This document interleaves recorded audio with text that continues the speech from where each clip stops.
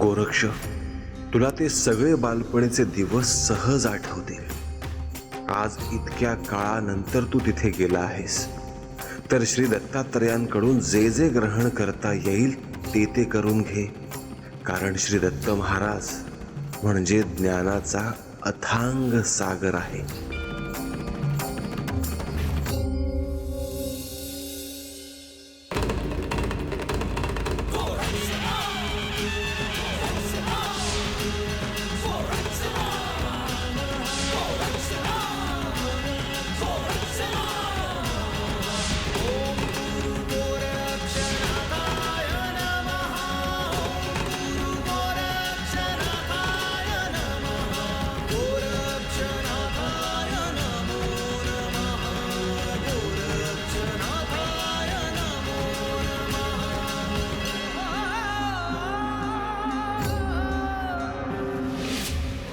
निरंजन अलख निरंजन अलख निरंजन हो अलख निरंजन अलख निरंजन अलख निरंजन हो अलख निरंजन अलख निरंजन अलख निरंजन हो अलख निरंजन अलख निरंजन अलख निरंजन हो अलख निरंजन अलख निरंजन अलख निरंजन हो अलख निरंजन.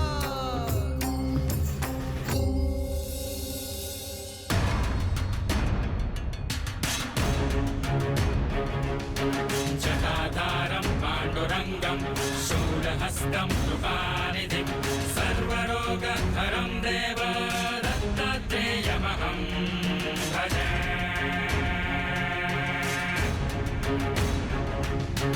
ॐ दिगम्बराय विद्महे अग्निपुत्राय धीमहि तन्नो दत्तः प्रचोदयात्. ॐ दिगम्बराय विद्महे अग्निपुत्राय धीमहि तन्नो दत्तः प्रचोदयात्. ॐ राम दत्तात्रेयाय नमः नमः नमः नमः.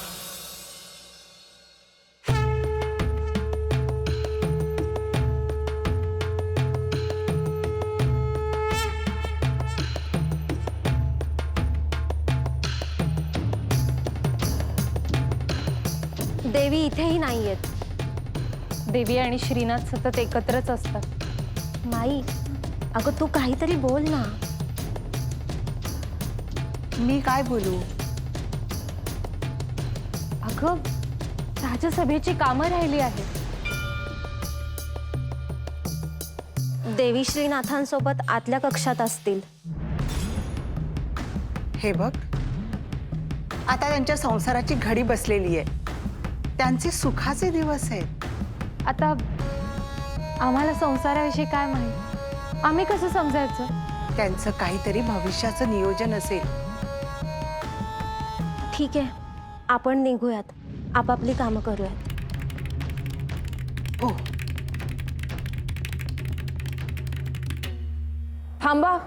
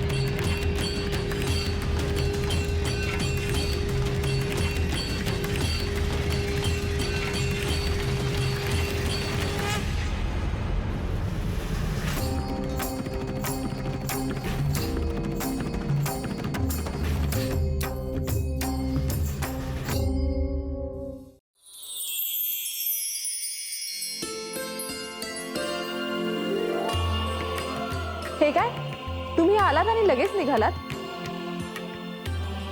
देवी, आम्हाला वाटलं आपण आतल्या कक्षात असाल. सगळी कामं कशी सुरू आहेत? हो, सुरळीत चालू आहे. काही समस्या? नाही. तुम्हाला वाटत असेल ना माझं राज्यकारभाराकडे लक्ष नाही, हो ना? असं काही नाही. मी राज्यासोबत माझ्या भविष्याचा विचार करते.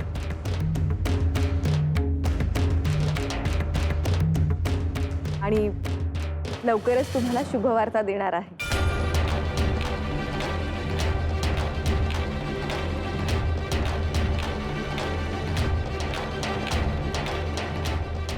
कसली शुभवार्ता देवी? योग्य वेळी सांगेन. आम्हाला उत्सुकता आहे. देवी, आपण आनंदी आहात हेच आमच्यासाठी खूप आहे.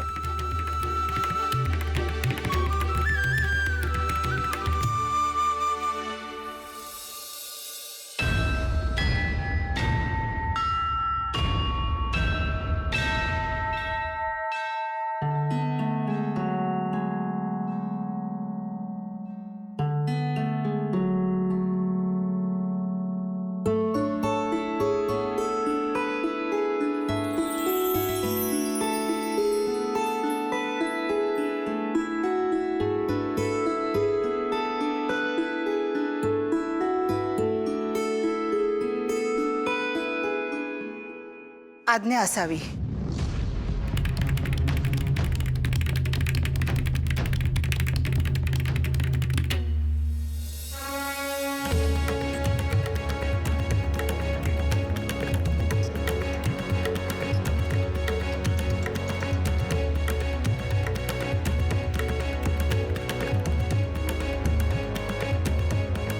साऱ्या विश्वाचा प्रतिपालक तू, दुःखाचा संहारक तू, वेदांचाही कारक तू, शिव हर शंभू, नवनारायण अवतार तू, दीनदुबळ्यांचा दाता तू, गुरुशक्तीचा सेवक तू, शिव हर शंभू.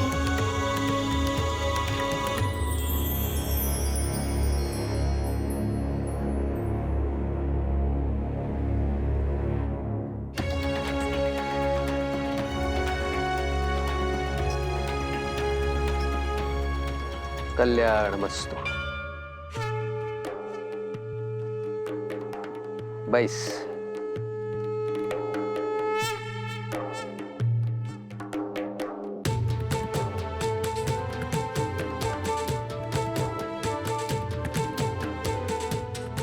गोरक्षा, इथे यावंसं का वाटलं तुला? बालपणी तुमच्या सहवासात राहिलो आहे. तुम्ही जे शिकवलं ते आजही स्मरणात आहे.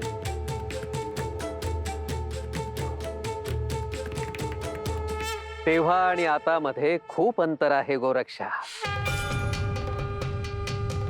आता तू एक परिपक्व योगी झाला आहेस.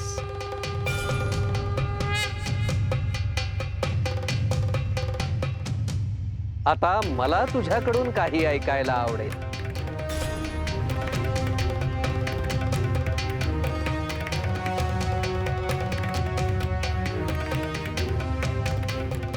हे प्रभू, आपण मला 4 शब्द सांगावे अशी विनंती आहे. त्यानंतरच मी काही बोलू शकेन.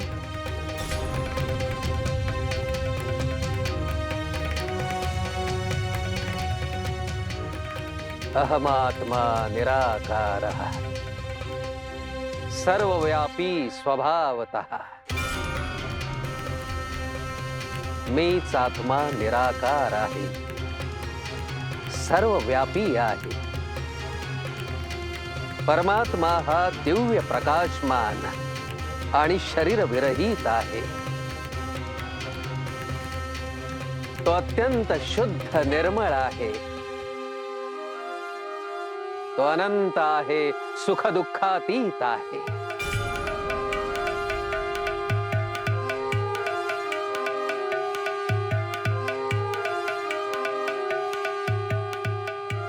तो आत्मा जन्मही पावत नाही, त्याला कधी मृत्यूही येत नाही. त्याला देह असणार कसा? सर्व जगच आत्मरूप आहे. आतून बाहेरून तो चैतन्य स्वरूप आहे.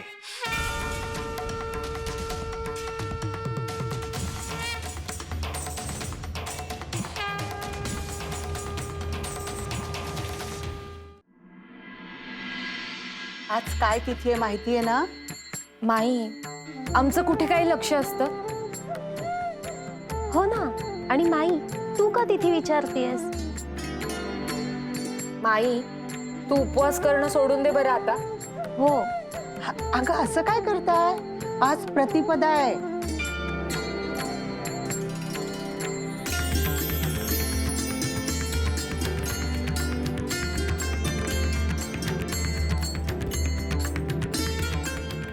आठवलं.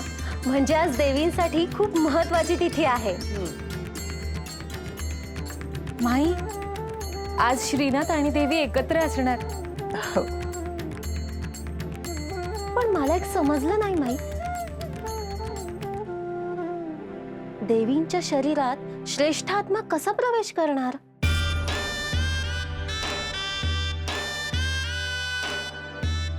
काही काय विचारतेस ग? काय ग माई, सांग ना. मी सांगते.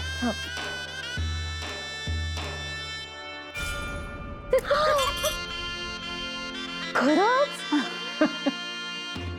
अगं लतिका, अजून काही शंका आहे? माई, मलाही विवाह करायचा आहे. आता स्त्री राज्यात जो पहिला पुरुष येईल ना, त्याच्याशी तुझा विवाह करू. पण तो दिसायला ना श्रीनाथांसारखा हवा. ए, हळू बोल.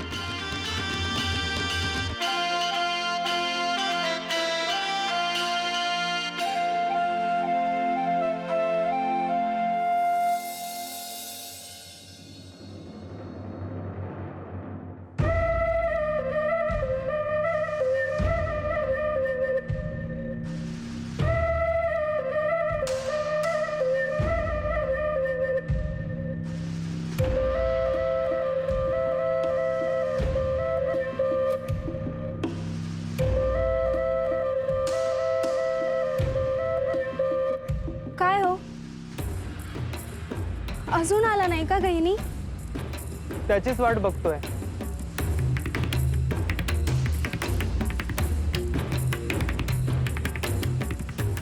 ते बघ, आलाच तो. अहो, तुम्ही रागवा त्याला. म्हणजे काय, रागवणारच.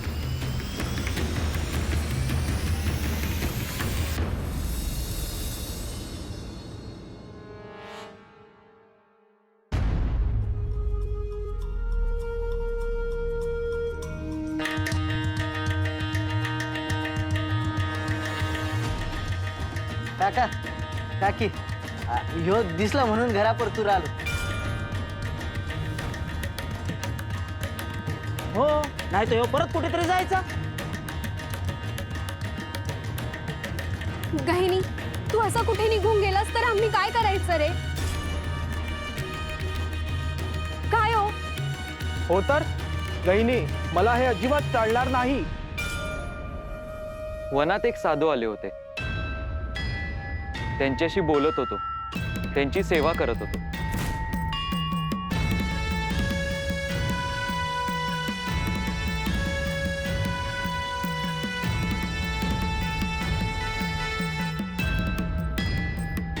अरे, घरात आई बाप असताना बाहेरच्यांची कसली सेवा करतोस रे? मी एक गुरु शोधतो आहे. कोणत्या रूपात कसे येतील हे सांगता येत नाही.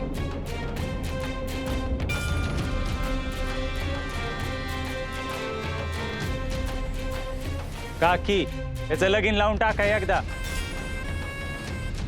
म्हणजे समजा व्यवस्थित होईल. तेच करणार आहे आता. तुम्ही घरी जा आता आणि लग्न वगैरे काही नाही.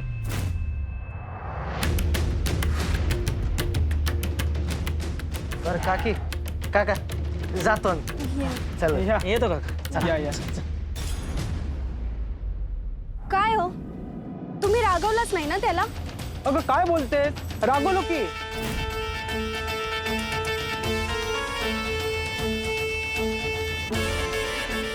गहिनीला खरं काय ते अजून ठाऊक नाही.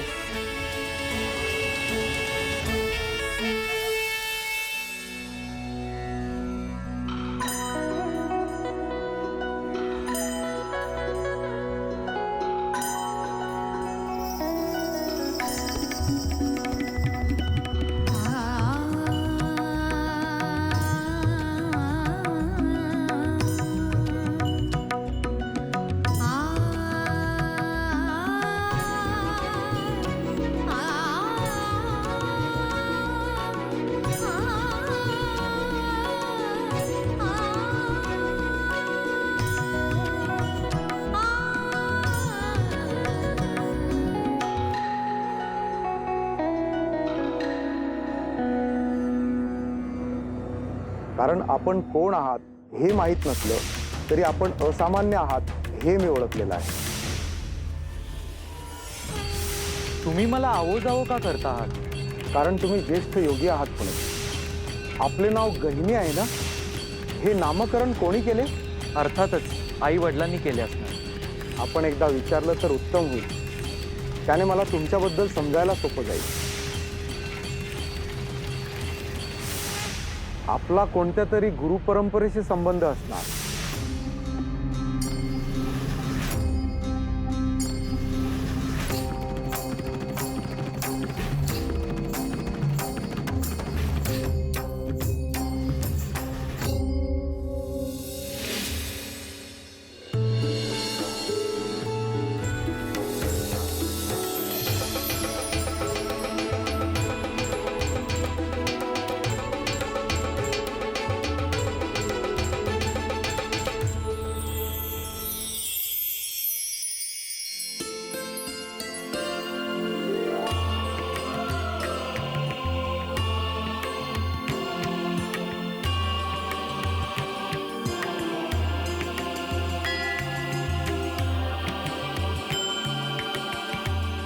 आज प्रतिपदा आहे. तुझी माता होण्याची जी इच्छा होती ती ह्या रात्री पूर्ण होणार.